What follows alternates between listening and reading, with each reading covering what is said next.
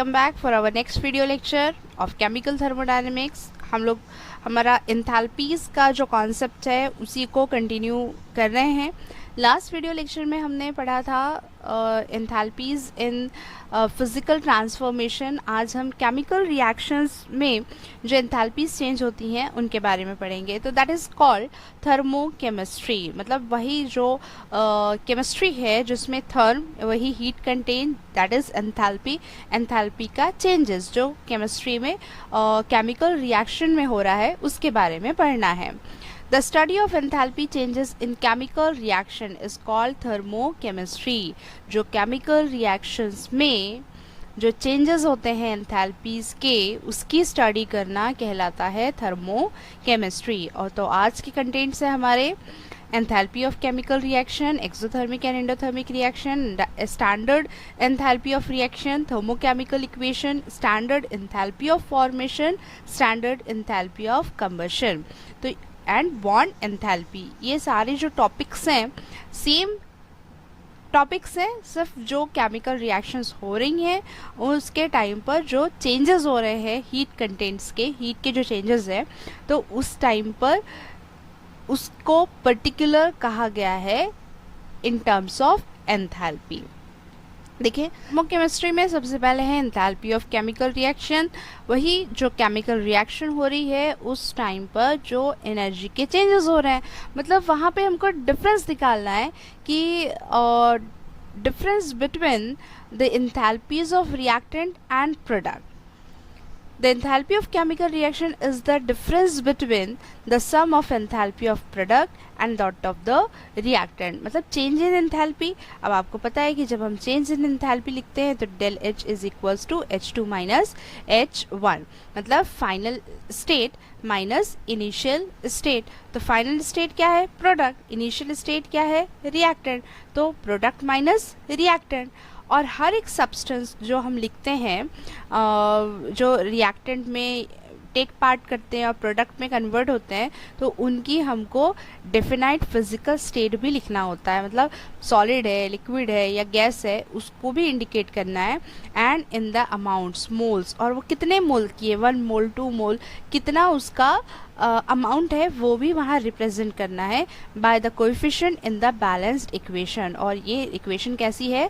Balanced equation है। हम यहाँ पर एक एग्जाम्पल लेते हैं। Consider reaction A plus B to form C plus D. और यहाँ पे जो स्मॉल लेटर में है ये स्मॉल a b, ये क्या है? मोल्स है, नंबर ऑफ मोल्स है 1 2 3, वहाँ पे एक ABCD से इंडिकेट कर दिया। और ये है पर्टिकुलर को जो है सब्सटेंस है ले लिया। ने enthalpy change for the reaction, मतलब ये जो हमने A प्लस बी लिया है ये है रिएक्टेंट और C प्लस जो D है ये है प्रोडक्ट। तो change in enthalpy product minus reactant, तो चेंज इन एंथैल्पी को हम कैसे लिखेंगे? फिर रिएक्शन की एंथैल्पी है, enthalpy of reaction is equals to product का जो उसके मोल्स हैं तो number of moles C, enthalpy H, किसकी एंथैल्पी चेंज हो रही है? कौन से रिएक्टेंट कौन सा सब्सटेंस की? C की, तो इसके हम सफिक्स में लिख देते हैं C, plus number of moles D, enthalpy change, किसकी एंथैल्पी चेंज? कौन सा सब्सटेंस की? D की, तो इसको हम लिखेंगे इसके सफिक्स में D। उसी तरीके से reactant A, small a, H, किसकी एंथैल्पी? A की enthalpy, plus small b, H, enthalpy of a substance B, where HA, HB, HC and HD are molar enthalpies of A, B, C and D respectively। A, B, C, D क्या है? उनके molar enthalpies किसकी हैं वो indicate किया गया है। और स्मॉल ABCD कितने नंबर ऑफ मोल्स है, कितना अमाउंट सब्सटेंस है वो लिया गया है। तो फिर हम क्या लिखेंगे? Change in enthalpy of a reaction, change in enthalpy of a reaction, change in enthalpy del H, reaction के लिए सफिक्स में R, change in enthalpy of a reaction, product minus reactant. अब यहाँ पर ये समेशन, ये जो साइन है ये साइन कहलाता है समेशन का। तो समेशन मतलब सम, तो सम ऑफ प्रोडक्ट। अब यहाँ पर हमने CD लिखे है तो ये दोनों को मिलाकर सम कहते हैं, तो सम हम लिख देंगे क्या है? समेशन, ये साइन है समेशन का, मतलब दोनों को प्लस करके समेशन H एंथैल्पी मतलब whole enthalpy of product minus enthalpy summation H, मतलब टोटल एंथैल्पी ऑफ रिएक्टेंट। तो ये फॉर्मूले से हम किसी भी रिएक्शन की एंथैल्पी को फाइंड आउट कर सकते हैं। एक्सोथर्मिक एंड एंडोथर्मिक रिएक्शन, ये टॉपिक तो आपका पढ़ा हुआ ही होगा। एक्सोथर्मिक हीट इवॉल्व होना, एंडोथर्मिक हीट एब्जॉर्ब होना। तो यही जो हीट का इवॉल्व होना और एब्जॉर्ब होना है, तो उसी से पॉजिटिव और नेगेटिव साइन आएंगे। The enthalpy of a reaction can be positive और नेगेटिव। अगर हीट एब्जॉर्ब हो रही है या हीट इवॉल्व हो रही है, उसके अकॉर्डिंग ही पॉजिटिव और नेगेटिव साइन आना है। किसके ऊपर में? Sum of enthalpy of product and sum of enthalpy of reactant. सबसे पहले आता है exothermic reaction, a chemical reaction in which heat is evolve, heat evolve हो रही है, उसे कहते हैं हम exothermic reaction, outside the heat, है ना। तो जब हीट इवॉल्व हो रही है, जैसे हमने कहा कि enthalpy is a heat content, तो यहाँ से हीट इवॉल्व हो रही है, सिस्टम से हीट इवॉल्व हो रही है, तो सिस्टम की एनर्जी, सिस्टम की हीट क्या हो रही है? कम हो रही है। तो फिर ये वैल्यू किस में जाना चाहिए? नेगेटिव में, क्योंकि सिस्टम की एनर्जी क्या हो रही है? डिक्रीज हो रही है, क्योंकि सिस्टम से वर्क कहाँ हो जा रहा है? सराउंडिंग के ऊपर। तो इसीलिए एक्सोथर्मिक रिएक्शन में जो एंथैल्पी की वैल्यू आती है वो नेगेटिव आती है, डेल एच इज नेगेटिव। और जो रिएक्टेंट है, reactant is more stable as compare to product. यहाँ पे रिएक्टेंट की एंथैल्पी ज़्यादा है, प्रोडक्ट की एंथैल्पी कम है, इसलिए जब हम उसका डिफरेंस निकालेंगे तो रिएक्शन की जो एंथैल्पी है वो नेगेटिव उसकी वैल्यू आएगी, है ना। ये एक एग्जाम्पल है, carbon plus oxygen CO2 carbon dioxide में कन्वर्ट हो रहा है, लेकिन यहाँ पे क्या हो रहा है? ये रिएक्शन कैसी है? एक्सोथर्मिक रिएक्शन है, यहाँ हीट इवॉल्व हो रही है। तो जब हीट इवॉल्व हो रही है तो इसका साइन आया माइनस, है ना। एंडोथर्मिक रिएक्शन और chemical reaction in which heat is absorb, अब हीट एब्जॉर्ब हो रही है तो उसे कहेंगे हम endothermic reaction, inside the heat. अब जो सिस्टम है, सिस्टम में हीट आ रही है, बाहर से सराउंडिंग से हीट आ रही है, तो इस सिस्टम की एनर्जी बढ़ गई, मतलब सिस्टम की जो हीट कंटेंट है, एंथैल्पी है, वो इंक्रीज हो गई। अगर सिस्टम की एंथैल्पी इंक्रीज हो जा रही है तो उसकी वैल्यू कैसी आएगी? पॉजिटिव वैल्यू आएगी। तो इसलिए एंडोथर्मिक में जो एंथैल्पी की वैल्यू आती है वो पॉजिटिव आती है, क्योंकि product is more stable as compare to reactant. Product की जो वैल्यू है वो ज़्यादा रहेगी, रिएक्टेंट की वैल्यू कम रहेगी। जब हम उसका डिफरेंस निकालेंगे तो डेल एच की जो वैल्यू है वो पॉजिटिव मिलेगी। जैसे नाइट्रोजन प्लस ऑक्सीजन, ये एंडोथर्मिक रिएक्शन है जिसमें हीट क्या हो रही है? एब्जॉर्ब हो रही है, इसलिए इसके जो एंथैल्पी की वैल्यू है ये पॉजिटिव आ रही है। तो पॉजिटिव और नेगेटिव ध्यान रखें, अगर डेल एच की वैल्यू नेगेटिव है मीन्स रिएक्शन एक्सोथर्मिक है, डेल एच की वैल्यू अगर पॉजिटिव है तो रिएक्शन एंडोथर्मिक है। Standard enthalpy of reaction, standard, यहाँ पर स्टैंडर्ड का मतलब ये है कि जब केमिकल रिएक्शन हो रही है तो उस टाइम पर जो हमने सब्सटेंसेस का यूज़ किया है वो स्टैंडर्ड फॉर्म में है। अब स्टैंडर्ड फॉर्म मतलब क्या? कि थर्मोडायनामिक स्टैंडर्ड फॉर्म मतलब होता है कि कोई भी सब्सटेंस जब स्टेबल हो और उसका प्रेशर 1 बार हो, ये याद रखें, प्रेशर अगर 1 बार होता है, टेम्परेचर 298 केल्विन होता है, if the reaction involves species in solution at standard state refer to 1 molar concentration. और जो भी रिएक्शन में टेक पार्ट करते हैं, जो भी स्पेसीज, जो भी सब्सटेंसेस रहते हैं, वो सब्सटेंसेस का जो कॉन्सेंट्रेशन है वो 1 मोलर कॉन्सेंट्रेशन होना चाहिए। रिएक्शन की जो कंडीशन है वो प्रेशर होना चाहिए 1 बार एंड टेम्परेचर होना चाहिए 298 केल्विन। तो उस टाइम पर वो स्टेट स्टैंडर्ड स्टेट कहलाती है। अब कोई रिएक्शन हो रही है जिसमें रिएक्टेंट एंड प्रोडक्ट ये कंडीशन को फुलफिल करते हैं, तो उस टाइम जो एंथैल्पी चेंज होती है उसी को कहते हैं हम standard enthalpy of reaction.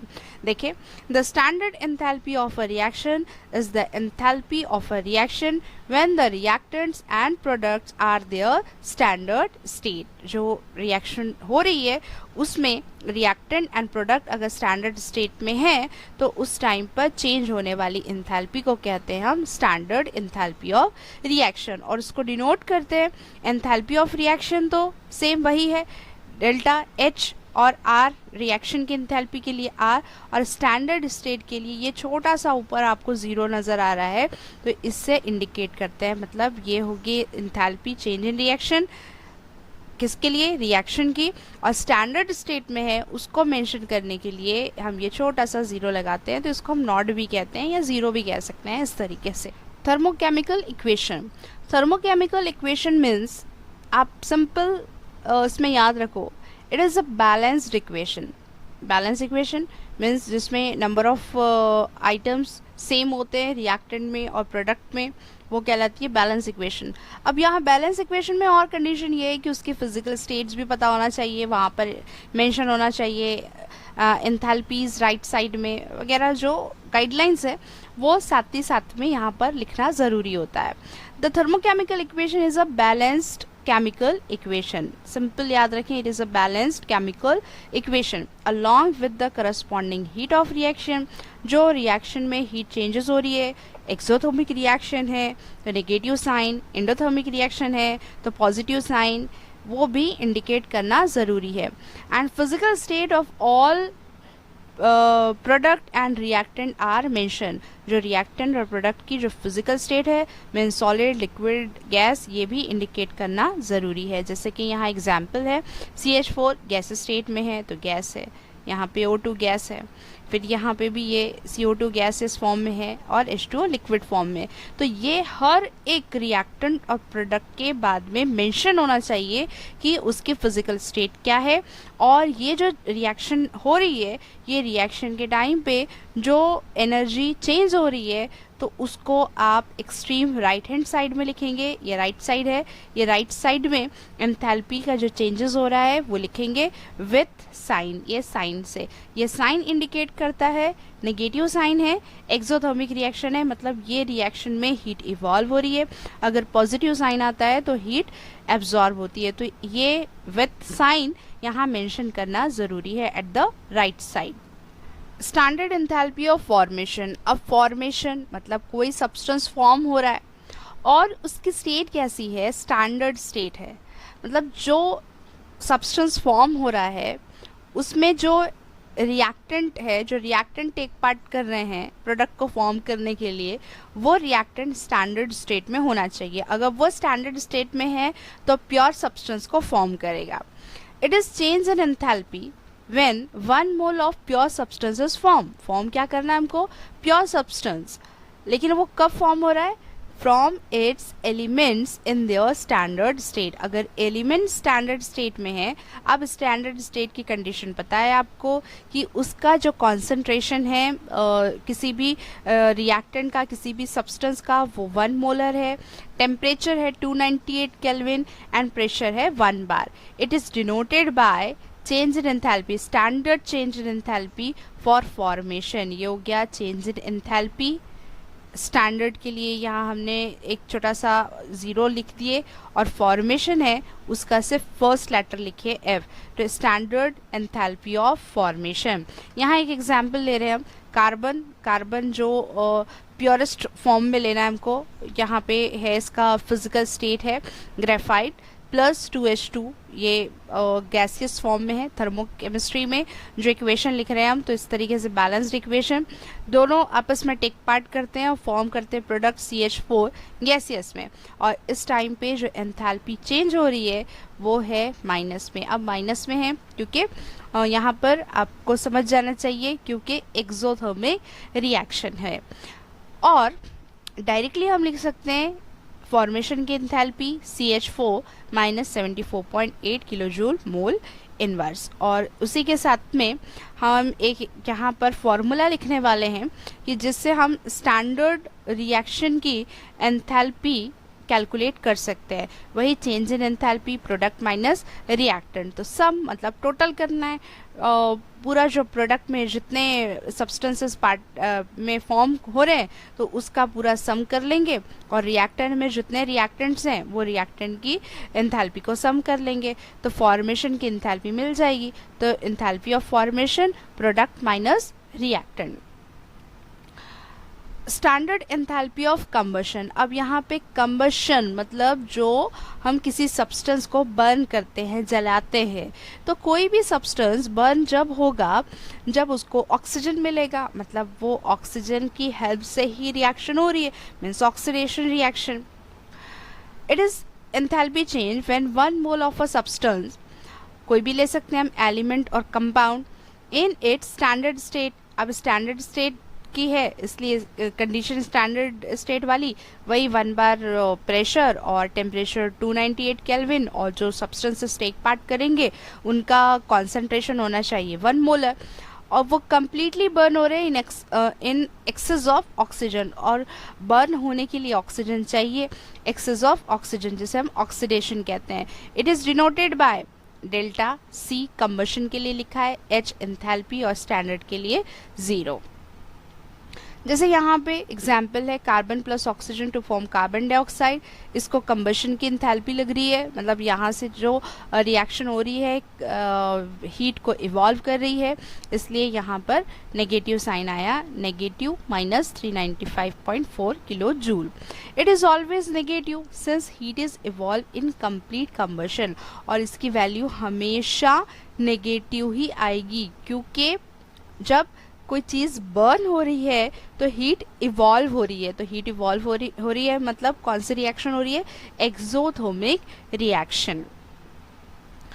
Bond enthalpy. अब bond enthalpy, the enthalpy change required to break 1 mole of particular covalent bond of gaseous molecule forming free gaseous items or radicals at constant temperature and pressure is called bond enthalpy। अब देखें कि कभी भी कोई reactant take part करते हैं, product form करते हैं, तो रिएक्टेंट के जो बॉन्ड्स हैं वो टूटते ही टूटते हैं। तो रिएक्टेंट के बॉन्ड्स जब टूटते हैं तो टूटने के लिए उनको एनर्जी लग रही है, तो एंथैल्पी चेंज मतलब हीट जो है वो चेंज हो रही है। क्यों चेंज हो रही है? To break 1 mole of particular covalent bond. कोई भी बॉन्ड है, अगर यहाँ पर अगर H2 गैस है तो हाइड्रोजन और हाइड्रोजन के बीच में क्या है, ये कोवैलेंट बॉन्ड है, तो इस कोवैलेंट बॉन्ड को तोड़ने के लिए भी जो एनर्जी लगती है at constant temperature and pressure, तो उसको बोलते हैं bond enthalpy. It is always positive because energy is needed to break a bond, और ये हमेशा आप याद रखेंगे कि इसकी वैल्यू हमेशा पॉजिटिव रहेगी, क्योंकि बॉन्ड को तोड़ने के लिए, कोई भी बॉन्ड को तोड़ने के लिए एनर्जी लगेगी। बिना एनर्जी के ये जो बॉन्ड्स होते हैं टूटते नहीं है, तो इसको एनर्जी लग रही है, ये एनर्जी को रिसीव कर रहा है, मतलब जो वैल्यू है वो पॉजिटिव आना ही है। जैसे एग्जाम्पल है यहाँ पर H2, जैसे हमने वही लिखा कि HH के बीच में कोवैलेंट बॉन्ड है, इसको तोड़ के अलग अलग आइटम में ये कन्वर्ट हो गए, और एनर्जी पॉजिटिव में, यहाँ कोई साइन नहीं, मतलब ये पॉजिटिव साइन है, ये एनर्जी ये क्या कर रहा है, एब्जॉर्ब कर रहा है, मतलब एक्सोथर्मिक रिएक्शन है। In chemical reaction, bonds are broken in the reactant molecule and bonds are formed in the product molecule। सीधी सी बात है कि बॉन्ड्स ब्रेक होंगे और प्रोडक्ट में बॉन्ड्स बनेंगे। Energy is always required to break a chemical bond while energy is always released in the formation of bond। अब इसीलिए जो एनर्जी है हमेशा बॉन्ड को तोड़ने के लिए लगती ही लगती है, while एनर्जी इज रिलीज, लेकिन जब बॉन्ड टूटता है तो एनर्जी रिलीज होती है, और वही एनर्जी बॉन्ड फॉर्मेशन के लिए काम आती है। और इसका एक फॉर्मूला आप याद रखेंगे, जब हम बॉन्ड एंथैल्पी कैलकुलेट करेंगे, तो बॉन्ड एंथैल्पी कैलकुलेट करने के लिए देखिए फॉर्मूला है, enthalpy of a reaction is equal to sum of bond enthalpy of reactant and minus sum of bond enthalpy of product। तो ये देखिए यहाँ पर पहले रिएक्टेंट है और बाद में प्रोडक्ट है। देखो क्यों? क्योंकि रिएक्टेंट को एनर्जी लग रही है, यहाँ रिएक्टेंट की एनर्जी ज़्यादा है और प्रोडक्ट की एनर्जी कम है। बनने के लिए एनर्जी कम लगती है, टूटने के लिए एनर्जी ज़्यादा लगती है। तो इसलिए बॉन्ड रिएक्टेंट में जो एनर्जी है, बॉन्ड की एनर्जी टूटने के लिए जो एनर्जी लगी ज़्यादा लगी, और उसमें से हम माइनस करेंगे प्रोडक्ट फॉर्म होने के लिए जो एनर्जी लगे। तो इसमें हर बार कंफ्यूजन करते हैं बच्चे, क्योंकि इससे पहले की जो फॉर्मूले है वह है प्रोडक्ट माइनस रिएक्टेंट, ये है रिएक्टेंट माइनस प्रोडक्ट। अभी तक के जो हमने पढ़े हैं उसी के बेस पे हम न्यूमेरिकल सॉल्व करने वाले हैं। ये आ गया हमारे पास में टाइप नंबर 7। टाइप नंबर 7 में जो हम फॉर्मूला यूज़ करने वाले हैं, standard enthalpy of a reaction is equals to sum of standard enthalpy of product minus sum of standard enthalpy of reactant. हमको क्वेश्चन गिवन है, calculate standard enthalpy of a reaction. ये एक reaction है और इस रिएक्शन में हम सबसे पहले ये देखेंगे, जो राइट साइड में गिवन रहता है वो होता है प्रोडक्ट, और जो लेफ्ट साइड में है ये है हमारे पास में रिएक्टेंट। ठीक है, अब प्रोडक्ट CO2 प्रोडक्ट है, CO2 की एंथैल्पी गिवन है। फिर उसके बाद H2O गिवन है, H2O प्रोडक्ट है, इसकी एंथैल्पी गिवन है। C2H6 है रिएक्टेंट की एंथैल्पी गिवन है। लेकिन एक और रिएक्टेंट है O2 की एंथैल्पी गिवन नहीं है। जब किसी सब्सटेंस की एंथैल्पी गिवन नहीं होती है तो उस टाइम हम उसकी एंथैल्पी को कंसिडर करेंगे कितनी, 0। कुछ नहीं है अगर गिवन तो उसकी एंथैल्पी 0 कंसिडर करेंगे। ठीक है, अब हमारे पास में फॉर्मूला है। अब इस फॉर्मूलेज में हमको ये वैल्यूज रख रहे हैं, मतलब प्रोडक्ट और रिएक्टेंट दोनों को सम करना है। अब प्रोडक्ट में जो हमारे पास में है सब्सटेंसेस CO2 एंड H2O, पहले हम लिखते हैं कि जो प्रोडक्ट है वो प्रोडक्ट के मोल्स, मतलब 4 मोल्स है CO2, 4 इंटू CO2 की एंथैल्पी, स्टैंडर्ड एंथैल्पी लिखेंगे हम, सम करना है, प्लस करना है। फिर प्रोडक्ट में है हमारे पास में H2O के नंबर ऑफ मोल्स है 6 और उसकी एंथैल्पी हम यहाँ पर लिखेंगे 6 इंटू एंथैल्पी ऑफ H2O, और इसको ब्रैकेट से क्लोज कर देंगे कि ये है प्रोडक्ट के पूरा सम एंथैल्पी का, माइनस अब रिएक्टेंट है C2H6 कितने मोल्स है, 2 मोल्स है, 2 इंटू एंथैल्पी ऑफ C2H6, सम करना है, प्लस करना है, और नंबर ऑफ मोल्स हैं यहाँ पर ऑक्सीजन के 7, और इसकी जो एंथैल्पी है एंथैल्पी ऑफ O2, इस तरीके से इसका डेटा जो है अलग निकाल लेना है। अब वैल्यूज़ रखते हैं हम यहाँ पर, 4 इंटू CO2 की वैल्यू कितनी है, -393.5 प्लस 6 इंटू H2O की वैल्यू है -285.8 माइनस, फिर इस ब्रैकेट के लिए रिएक्टेंट के लिए 2 इंटू C2H6 की वैल्यू है -84.9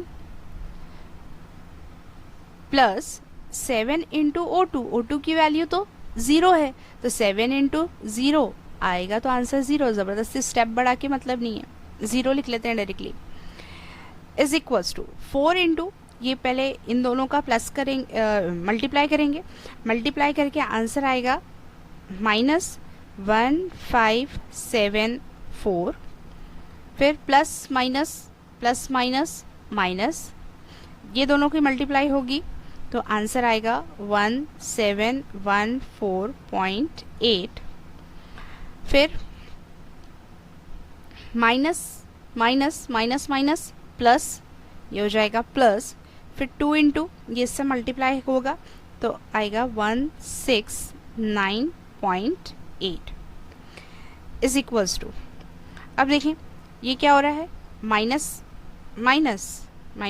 क्या हो गया, प्लस हो गया, 3 2 8 8, लेकिन बड़े डिजिट का जो साइन है वो माइनस का ही है, तो माइनस लिखेंगे, प्लस 169.8, माइनस प्लस माइनस, अब ये इसमें से माइनस होगा तो आंसर आएगा इसका 3119, और बड़ा डिजिट का साइन नेगेटिव, और यहाँ पे देखें जो एंथैल्पीज का यूनिट है किलो जूल मोल इनवर्स, तो हमने एंथैल्पी रिएक्शन की एंथैल्पी निकाला है, तो यूनिट होगा किलो जूल मोल इनवर्स।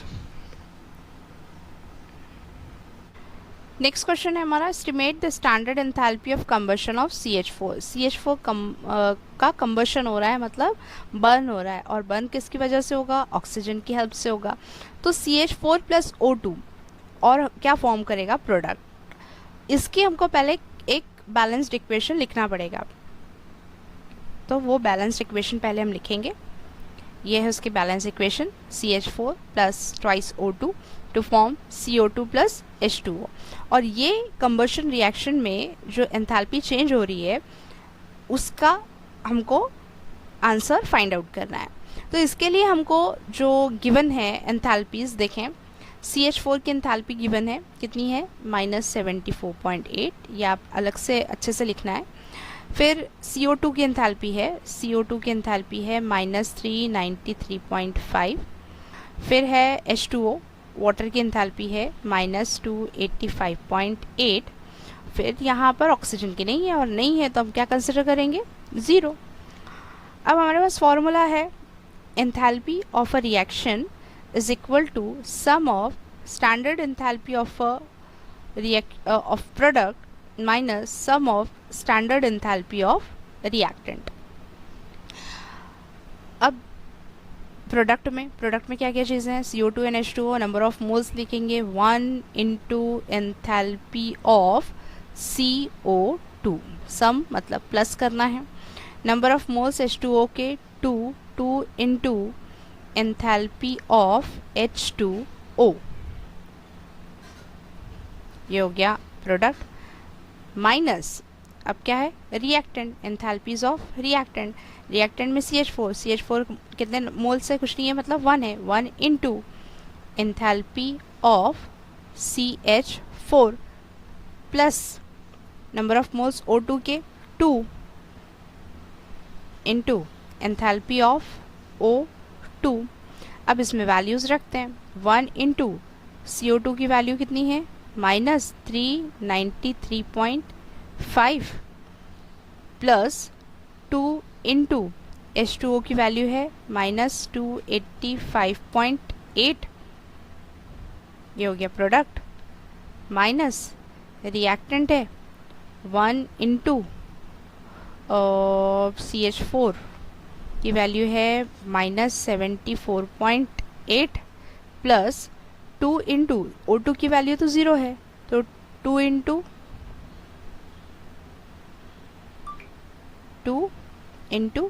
0, तो ये तो 0 ही आना है। आगे सॉल्व करेंगे, ये दोनों को सॉल्व करें, 1 और ये सॉल्व करेंगे आएगा 393.5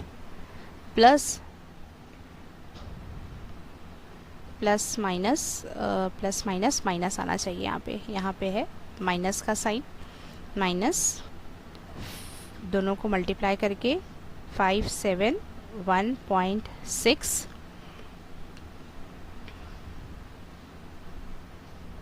फिर है यहाँ पर माइनस का साइन, ये तो हो जाएगा -74.8 और 0, तो कोई मतलब नहीं है इसको लिखकर, is equals to minus plus, ये दोनों की प्लस होगी, आंसर आएगा 965.1 और बड़े डिजिट का साइन माइनस, फिर माइनस प्लस, ये हो जाएगा 74.8 माइनस प्लस माइनस 890.3, यूनिट है किलो जूल मोल इनवर्स, और किसका निकाले थे हमने, स्टैंडर्ड एंथैल्पी ऑफ रिएक्शन।